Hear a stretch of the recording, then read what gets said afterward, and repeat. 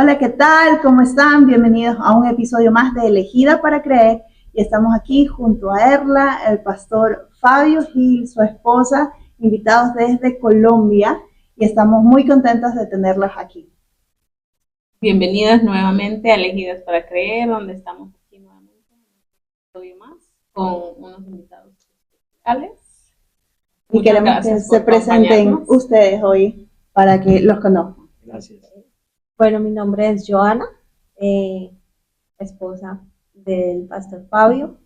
Venimos desde Colombia, tenemos una hermosa hija de 10 años y bueno, aquí estamos en este espacio tan agradable.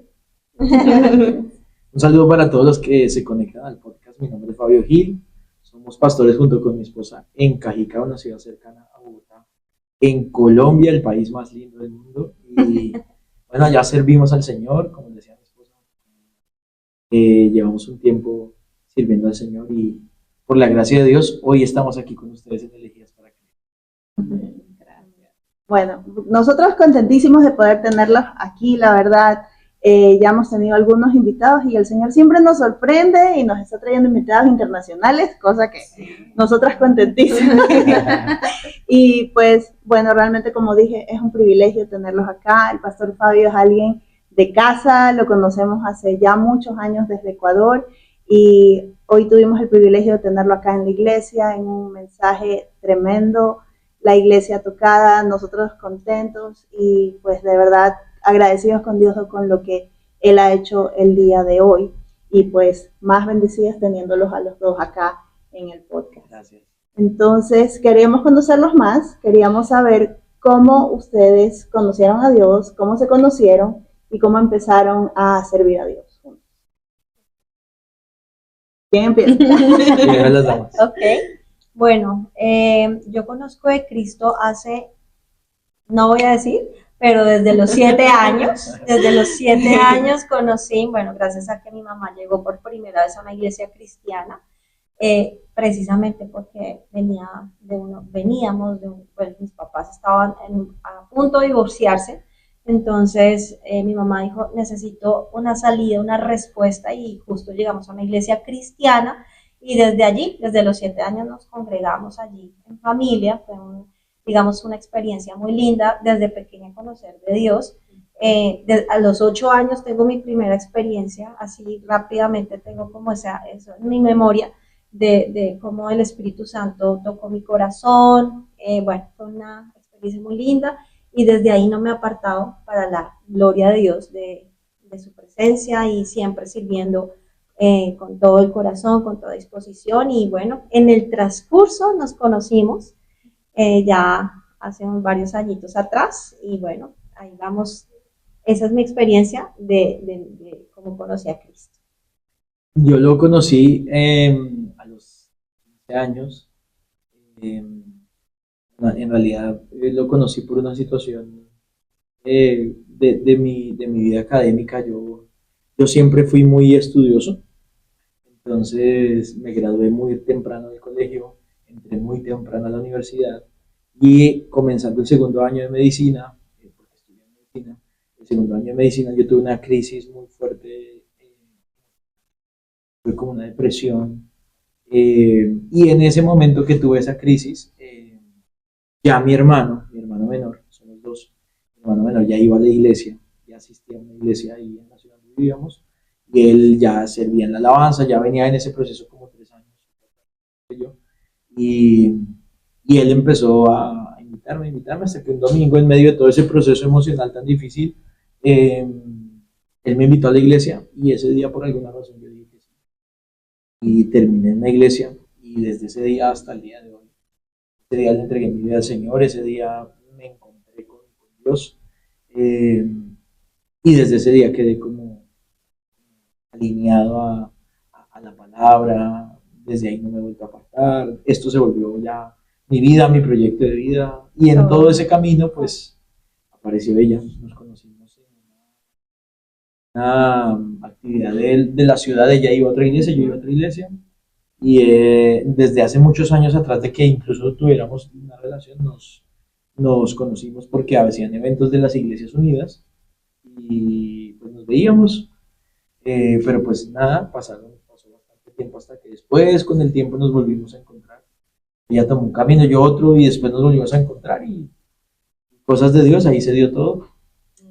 Y ahí comenzamos a hablar, comenzamos a salir, y ella me dijo que sí, y ahí vamos. Ay, qué bonito. Me parece, yo dije, Arla la visualizó a Jay Lee, Sí.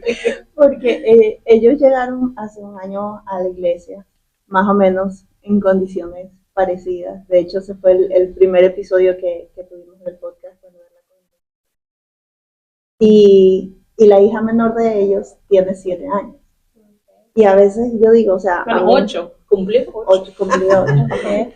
Y entonces, o sea, pero cuando llegaron. Tenía 6. Seis. Y me parece interesante que la pastora Joana llegó de esa edad, casi, y el pastor a los 15 años. Y a veces pensamos que, hablábamos el otro día, decíamos, o es que a veces los niños o los adolescentes no están conectados, no están entendiendo, no están escuchando, pero no, sí. Y Dios está obrando ahí. Entonces, imagínate, ¿quién iba a pensar que años más tarde iban a terminar sirviendo juntos y en el pastorado? O sea, por eso digo, se visualizó. Total, Es verdad, total. es cierto. Y aparte que en diferentes iglesias, porque eso iba a ser mi pregunta, que si ustedes asistían a la misma iglesia.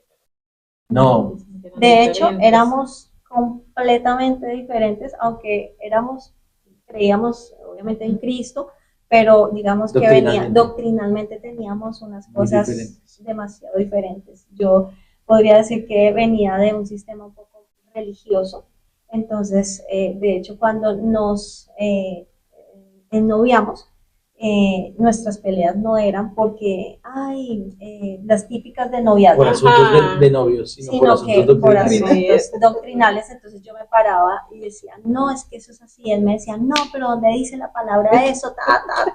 Y siempre chocábamos por esa razón. Casi siempre nuestra época de novios peleábamos, o no peleábamos, pero sí nuestras discusiones eran por asuntos doctrinales. O sea, pocas Y al veces final, ¿en cuál de los dos decidieron en la seguir? que yo iba. Porque me quedaba sin argumentos. Entonces Wow. él siempre me decía, él iba siempre a la palabra.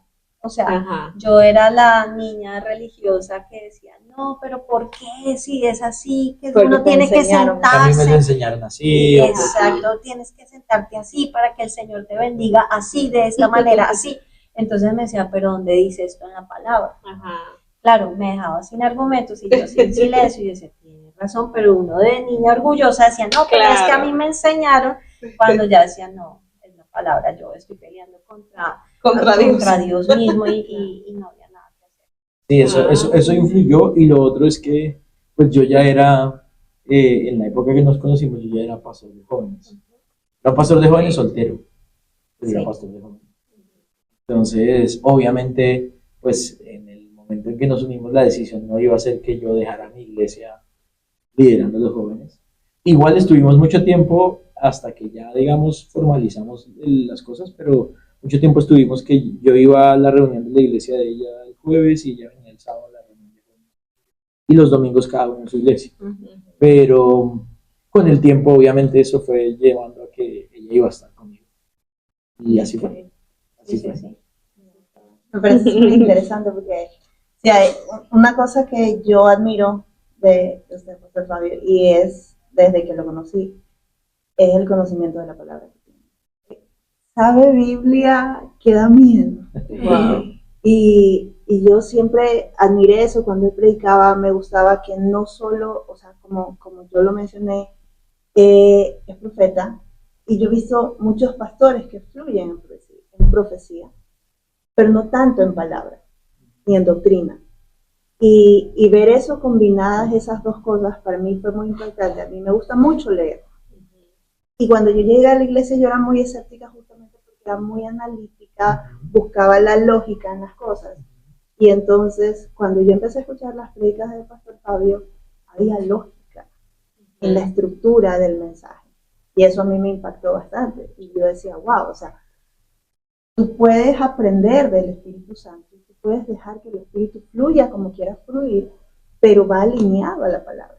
Claro. Y eso para mí es una de las cosas que más admiro.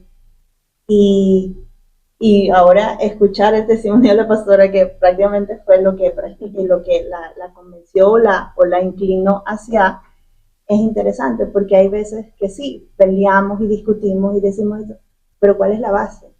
¿Qué es lo que fundamenta esa escala de valores que te mueve y que te alinea a lo que Dios quiere para ti? Mira que una de las cosas que aprendí con respecto a lo que tú dices es precisamente, la Biblia dice, no, ser hacedores, ¿qué? Ser oidores de la palabra y hacedores de ella a la vez. Y yo sentía que conocía a Cristo o iba a la iglesia, era una niña muy, digamos, organizada en el sentido como que siempre iba al servicio, siempre que cantaba, que eso, pero yo decía, yo no estoy viviendo a ese Dios que tanto me están predicando, y era algo confrontante, porque de alguna manera como que yo veía que él me decía, disfruta a Dios, es que yo te veo demasiado cargada, yo te veo demasiado como en muchas cosas, y yo decía como, ay, pero, y cuando ya empiezo a darme cuenta que la Biblia es una realidad, que la palabra es una verdad, que si tú la pones en práctica, es algo maravilloso, y ahí fue cuando me di cuenta que la palabra tiene poder, no solamente a través de un púlpito, de que estás escuchando, sino cuando te colocas en práctica en tu vida, en tu diario a diario, la palabra, y te das cuenta que es real. Entonces ahí es donde... Esa es una de las, lo que decías ahorita, es una de las características de la iglesia que pastoreamos. A mí siempre me ha gustado, yo siempre lo he enseñado, y de hecho en la iglesia lo insisto mucho, en que el cristiano debe pensar. Por alguna razón nos enseñaron que la fe era una cosa donde el cerebro no entraba, ¿sí? Era como que si usted tiene fe no tiene que tener lógica, no hay que pensar, simplemente hay que lanzarse. Y yo le enseño a la iglesia lo contrario, la fe es un asunto profundamente racional, o sea, la fe termina siendo el resultado de un proceso en el que yo digo, sé algo, lo entiendo, lo comprendo, no me queda otra opción que creerlo, ¿sí? Y ese es el trabajo que hemos hecho con la iglesia. Nuestra iglesia es una iglesia que le gusta mucho la palabra, porque pues hemos hecho ese trabajo.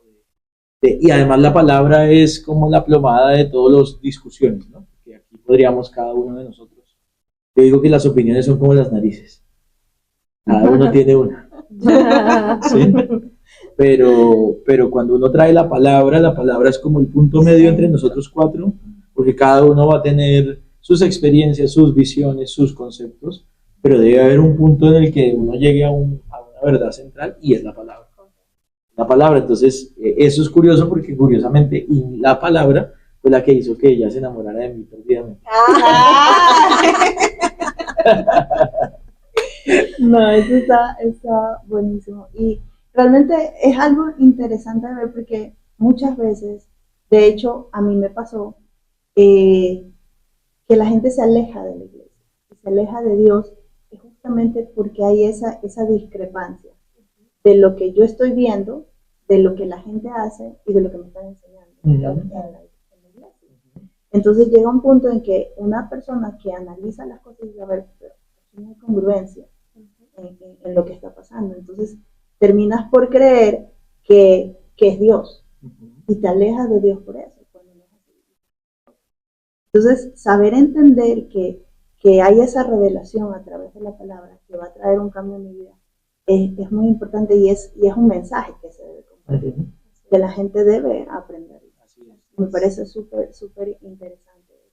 Bueno, y cómo llegaron, ya nos contaste que servían en el pastorado de jóvenes, se casan, y de ahí, ¿cómo llegan al pastorado en la iglesia? Pues nosotros nos conocimos cuando yo era pastor de jóvenes, nos ennoviamos, mientras yo estaba estudiando medicina todavía. Cuando yo me gradué de medicina, en la celebración de mi grado de médico, yo le pido la mano a ella. En la celebración de grado mía, un combo. era como una cena, y yo le pedí la mano ahí. Entonces, después de que yo dije que sí, yo le pido la mano. Después de que yo acepté, sí. después de que Me ella dijo tocó que rogar. Después de que ella dijo que sí, bueno, digamos, ya nos comprometimos. En Colombia hay que hacer un año de servicio social obligatorio para que a ti te certifiquen como médico, para que te dejen ejercer como médico y te den como el registro En médico. Ecuador se llama la rural. En Colombia también. ¿También? En rural, sí. Un año de servicio obligatorio donde te manda el gobierno, entonces yo me tuve que ir a la selva un año a servir, y bueno, a trabajar, en realidad es un trabajo. Y mientras eso ella se quedó en la iglesia, entonces cuando yo llegué ya empezamos a hacer como más trabajo los dos. Ella lideraba a los adolescentes, yo los jóvenes, seguimos ahí, y yo empecé a hacer más trabajo también con adultos, hasta que nos enviaron a la ciudad donde estamos ahora. O sea, estuvimos ahí sirviendo, éramos como los copastores, como pastoreábamos jóvenes, pero también pastoreábamos adultos. Como no era una iglesia tan grande, entonces uno termina haciendo de todo. Y hasta que ya decidieron enviarnos a la ciudad donde estamos ahora, comenzamos ahí en la sala de una casa. 7 años. Hace 7 años. Y vamos. ¿Cuánto tiempo después de que se casaron? Nosotros nos casamos 3 años de noviazgo y ya ahí que nos casamos y Sí. como a los 2 años nos envía. No, ¿A los 2 años o a los 3 años? No, como a los 3 años. A los porque 3 nosotros años. llevamos 11 años de casados. Llevamos 11 años de casados y llevamos 7 en Cajicá. Ajá, 4 años. 4 años. Estuvimos 4 años juntos sirviendo ahí hasta que nos enviaron. Y cuando, ¿por qué pregunto cuántos años? Porque a veces uno dice, hoy no, es que primero tengo que estabilizarme y de ahí puedo servir, o de ahí puedo encaminarme a un servicio y todo. Pero hay veces que pasa, por ejemplo, a mis suegros creo que recién casados no tenían ni un mes de casados y vaya pastor. Entonces, hay casos y casos, y yo creo que Dios a cada uno lo llama diferente y nos prepara una forma diferente. Pero ¿cómo fue esa transición? Pues fue difícil porque nosotros estábamos en una iglesia donde ya había todo. O sea, ya el trabajo lo había hecho otra persona, todo. Entonces el pastor que estaba ahí, pues él llegó de cero muchos años antes. Él consiguió el lugar, bueno, todos los procesos que uno pasa cuando abre iglesia, él ya había hecho todo el trabajo. Entonces, ser copastor o ser pastor de jóvenes o hacer alguna tarea, pero no ser el pastor principal, pues es una tarea mucho más tranquila. Sirve, pero se acaba el servicio, uno se iba, uno obviamente obedece las cosas que le ordenan, pero uno no está preocupado por la renta, por los servicios, no está tan preocupado porque si va o no va la gente, bueno, ese tipo de cosas, porque no es la carga de uno. Entonces, obviamente, al salir y empezar de cero, eso es un choque fuerte. Algo que tú estás acostumbrado a predicar y tienes el auditorio lleno, está la gente, está todo, ya hay alabanza, ya hay todo. Y cuando llegamos, pues llegamos a la sala de una casa, así como. Eso mentalmente es bien complejo asumir ese reto. Y fíjate que mi esposo cuenta eso y recuerdo que nosotros digamos que al principio el servicio, perdón, mi esposo nos casamos y él no sabe, estabas como en especialización. Sí, Y estabas estudiando mi maestría. Estabas estudiando la maestría y entonces yo quedo embarazada y entonces la iglesia, aunque no era una responsabilidad principal, pero pues teníamos jóvenes a cargo y entonces éramos 2 jóvenes empezando la vida, yo quedo embarazada, mi esposo estudiando, le tocaba trabajar y estudiar, yo estaba ya, yo trabajé solo los primeros 6 meses porque ya después dejé de trabajar, entonces fueron retos de fe de alguna manera, ¿no? Y no era un grupo de jóvenes pequeños, teníamos como 150 jóvenes. Y estábamos. Entonces, claro, era un trabajo importante. Pero el cambio fue bien difícil. Sí. Nosotros nos preparamos para la transición, y ahí ya hablo de algo que tú dices ahorita, y es muy importante uno prepararse, lo que hablábamos hoy en el carro, de prepararse para las temporadas. Cuando a nosotros nos ungieron para ir en octubre y nosotros salimos en diciembre. Esos meses, nosotros 2 teníamos tiempos de oración nos sentábamos los dos en la mesa a planificar cómo soñábamos la iglesia sin tener nada. Todo lo escribimos en un cuaderno, los niños así, la alabanza así, la entrada, la todo lo escribimos en un cuaderno como empezar a soñar y aprendimos de los que ya saben. Yo siempre le digo a la gente que uno no tiene que inventar la rueda ya está inventada. Entonces hay gente que ya lo ha hecho. Entonces leímos un libro, es un libro que les recomiendo que se llama Iglesia Relevante, y ese libro es un libro es un libro práctico de un pastor americano, un pastor muy famoso que se llama Robert Barriger, que hace una iglesia de más de 30,000 personas en Perú. Pues un americano hace iglesia en Perú y logra un crecimiento extraordinario. Entonces, él como que cuenta sus puntos prácticos, no es un libro doctrinal, pero es un libro como de consejos de cómo hacer iglesia de una manera sencilla, práctica. Leímos nosotros dos ese libro, de ahí sacamos cosas. Entonces, claro, cuando nosotros terminamos en diciembre, ya se acabó el ciclo en la iglesia y ya empezamos en enero ya en forma en la otra ciudad sin tener nada, pues nosotros llegamos desde cero a aplicar todas esas cosas. Entonces, esa transición, aunque fue dura emocionalmente y psicológicamente, tú te pega duro, pero si tú vas preparado, logras salir rápidamente y establecerte. ¿Sí? Ahora, como siempre lo decimos, todo eso esa es la lógica humana, pero siempre por encima está la gracia de Dios. O sea, ¿quién lo ha hecho? Dios. Nosotros hasta el día de hoy decimos, no hay ningún método.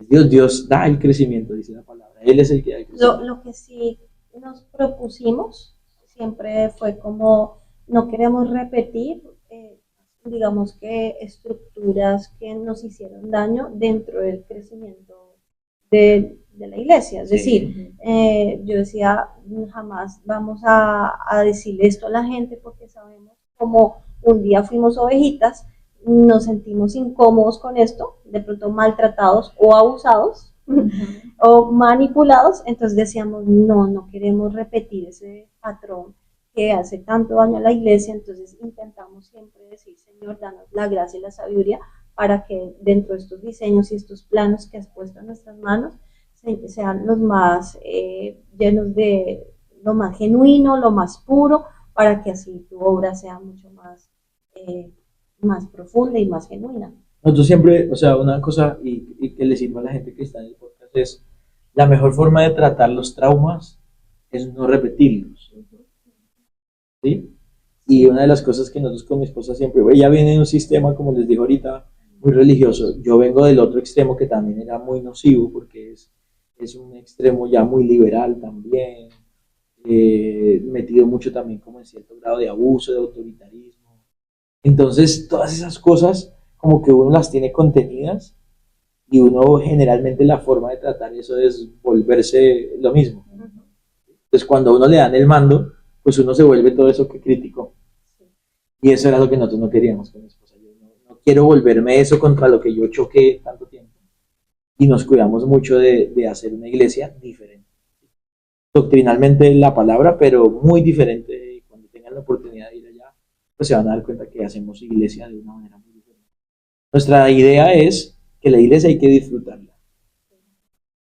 La iglesia no debe ser, uno no debe sufrir la iglesia. No debe disfrutar la iglesia. Claro, es que tú llegas 8 horas del trabajo cansado de un jefe que de pronto te gritó o de un ambiente de trabajo lleno de conflictos y llegas a una iglesia y te encuentras con lo mismo, no aguanta. O sea, no es justo y por eso decíamos, queremos que la gente entienda que ese espacio es para que no solamente se disfrute de Dios, sino la hermandad, se disfrute el ambiente de Dios, la unidad, el cuerpo de Cristo, como es. Es lo que vimos ahorita y eso estábamos hablando con mi esposa. Al final de la reunión me gustó mucho eso. Que la gente no sale aquí corriendo, se quedaron, saludaron. O sea, la iglesia en la Biblia es una comunidad que habla, que toma café, y entonces eso que dice mi esposa para nosotros era muy valioso y es mi versículo favorito con el que yo firmo mis libros, Salmo 37:4, que dice, deleítate en el Señor. Nuestra meta es que la gente encuentre deleite en Dios. Si la gente no encuentra deleite en Dios, perdemos todo lo que hacemos porque se les vuelve una carga, se vuelve una pura, se vuelve un ladrillo. Entonces, esa es la meta y uno debe, y eso fue, para terminar de cerrar la pregunta, esa fue nuestra meta en la transición. Nos costó muchísimo, porque de verdad es bien difícil desmontarse uno de todo lo que uno lleva haciendo por ahí. Llegar a ver 4 personas en la sala de una casa. ¿Y dónde va a salir la gente acá? Eso es muy difícil. Y por ejemplo, ustedes, que yo sé que dices que ya ustedes iban mentalmente preparados, o sea, eso obviamente ayuda bastante. Eso que no pasa. Pero durante ese tiempo que estaban, por decir así, que estamos solo nosotros, en algún momento ustedes pensaron como que esto no es para nosotros, como que tal vez deberíamos de dedicarnos como usted, dedicarse a lo de lo que estudió o algo así en algún momento. Sí, hace un año que vinimos acá en la mesa con los pastores, tuvimos la oportunidad de compartir. Nosotros empezamos las 2 primeras reuniones o 3 primeras reuniones. Nosotros llegamos a la ciudad, nos reuníamos así, y como uno está como con la emoción, uno todavía no es muy consciente de la dificultad, le tiene miedo, pero entonces hacíamos reuniones y planeábamos y vamos a hacer esto y tal, no sé qué. Hasta que pasó casi como un mes y algo y abrimos la primera reunión. La primera reunión fue mucha gente, porque fue gente de nuestra familia que estaba en la otra iglesia, que fueron como a apoyarnos, fue gente que nos conocía, que la novedad de que, ay, van a abrir iglesia. Entonces, claro, la primera reunión nosotros vimos 100 y pico de personas. El corazón nuestro se creyó el cuento y nosotros dijimos, ah, no, ya, La hicimos. ya está hecho. Sí. Sí, esto ya está hecho. Segundo domingo, 20 personas. Tercer domingo, 10 personas. Al mes, mi esposa, mi hija y la parejita con la que vamos comenzando. Ese momento fue el momento donde sentimos eso, literal. O sea, pasó un mes y en ese momento fue cuando sentimos lo que tú nos preguntabas. Sentimos, no, nosotros. O sea, de verdad sentimos un fracaso. Una frustración. Terrible, terrible. Ese domingo, me acuerdo que mi hija quería ir los domingos siempre salimos de la iglesia y íbamos a comer, y ese día nosotros no queríamos hacer nada. La mandamos a ella arriba que fuera a televisión y yo me senté en la sala en una frustración, en la sala de mi casa, a pelear con Dios, ella en un silencio y acompañándome, pero también entendía esa frustración. Y yo me acuerdo que ahí ese día yo, al mes de haber abierto, yo me tiré boca abajo en el suelo de la sala y le dije al Señor, yo te entrego a la iglesia, sé tú el pastor de la iglesia, porque yo entendí ahí que era yo en mi esfuerzo de yo querer ser el pastor. Cuando yo hice eso, ya, descansamos. Y el Señor ha hecho todo. ¿Y cuánto tiempo más o menos duró eso hasta que ustedes vieron ya nuevamente su iglesia? Es que fue soltar y de repente no Sí. nos preocupaba Todo si llegaban 20, Exacto. 30 o 50, nosotros seguíamos adorando, sirviendo con la misma pasión. Y de repente fue como si fluyera así rápido Sí. cada domingo y ni nos dimos cuenta. O sea, de hecho, decíamos como en qué momento Sí, se está que empezando a no llenar. eres consciente de ese No momento. somos conscientes porque Es no, como rebo, ¿no? no Sí. es un tema como que, ay, es que es por nosotros, es Sí, nuestra claro. capacidad. O sea, no hay una forma para de decir, nada. hicimos esto y esta es la Nada. fórmula. No, No hay forma. simplemente La de fórmula corazón. es El Señor, dejárselo a claro. Dios. El asunto es que yo siempre lo digo, y es que esos procesos de frustración, de dolor, del ministerio sobre todo, es porque uno viene muy enfocado en los números. Y cuando uno viene muy enfocado en los números, Dios no da números, porque los números se terminan volviendo un ídolo. O sea, se terminan volviendo, necesitamos llenar, tenemos 20 sillas y porque solo hay 10, y entonces eso se vuelve como una obsesión, y la obsesión más grande de la iglesia debe ser el Señor. Entonces, cuando nosotros empezamos a decir, vinieron 3, bueno, el Señor, 10, 20, cuando menos nos dimos cuenta estábamos buscando un lugar, pero ya no cabíamos. Después abrimos 2 reuniones, después llegamos a tener 3 reuniones, después ya 3 reuniones era desgastante, sobre todo para el que predica Ya. y para los que sirven, porque eran 3 equipos de niños, 3 equipos de servidores, 3 equipos de alabanza. Entonces ya después buscar un nuevo lugar, y en medio de todo eso han pasado 7 años, y lo que decía mi esposa, no hay un punto en el que uno diga, aquí fue, no, simplemente uno se da cuenta que cuando Dios es el que pastorea su iglesia, Él añade a la iglesia los que han de ser salvos, Él atrae, uno simplemente administra lo que Dios manda. Yo creo que es clave lo que decía, de soltar. Y de hecho, cuando el pastor decía que hace un año tuvimos ese mensaje, porque Jaime estaba cargado. Y él decía, estamos trabajando, estamos sirviendo. Y el pastor decía, la iglesia no es tuya. Él verá quién trae cuando tú disfrutas. Y ese día, de verdad, yo lo vi y él descansó en esa palabra. Tú verás quién traes, cómo los traes. ¿No? Yo vine a hacer lo que tú me mandaste. Y así estamos. Hoy día estábamos con sentimiento todos porque no, lo que pasó hoy día fue tremendo. Vino una persona por la que hemos venido orando. Y bueno, eso fue tremendo. Y ver eso, o sea, de entregar eso en manos de Dios y ver cómo Él responde. O sea, es ir viendo crecer la fe de la gente porque están poniendo su esperanza no en nosotros como pastores o en los que sirven, en los que cantan, sino en Dios. Están aprendiendo a confiar en Dios. Y eso es lo que hemos tratado. O sea, dejar y enseñar a la gente a confiar en Dios. Cree en Dios, camina con Él.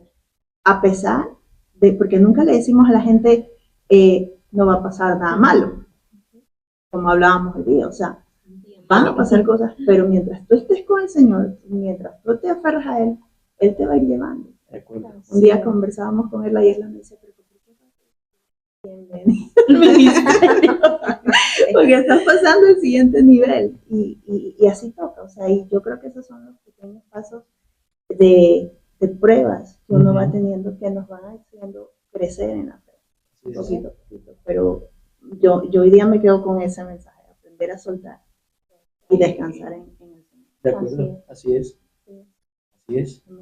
No, qué gusto de verdad, pastores. El tiempo se me pasó volando. Sí.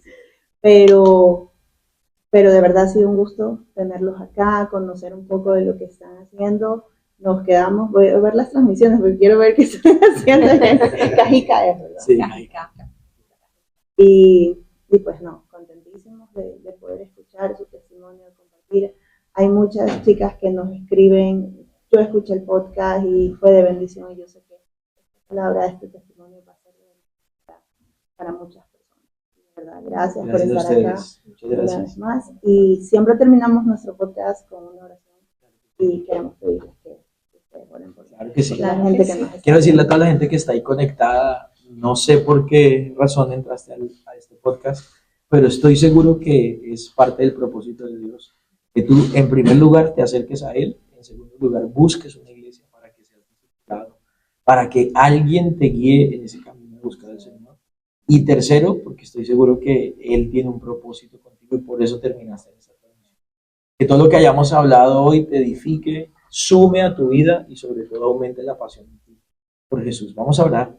Gracias, Señor, por permitirnos estar en este podcast, por cada persona que hoy entró a esta señal y recibió algo de ti, Señor. Gracias por cada uno de los que estamos acá hoy y que pudiste usar nuestras vidas para bendecir a alguien, Señor. Y te pedimos que tú te glorifiques en cada persona que hoy se conectó y escuchó esta palabra, esta charla. Y hoy damos la gloria y la honra a ti y declaramos que tú eres el Señor de nuestras vidas. Amén y amén. Bueno, eso ha sido todo por hoy. Estamos muy contentas de tenerlos aquí. Nos vemos la próxima semana en otro episodio más de Elegidas para creer. Amén. Bendiciones. Chao.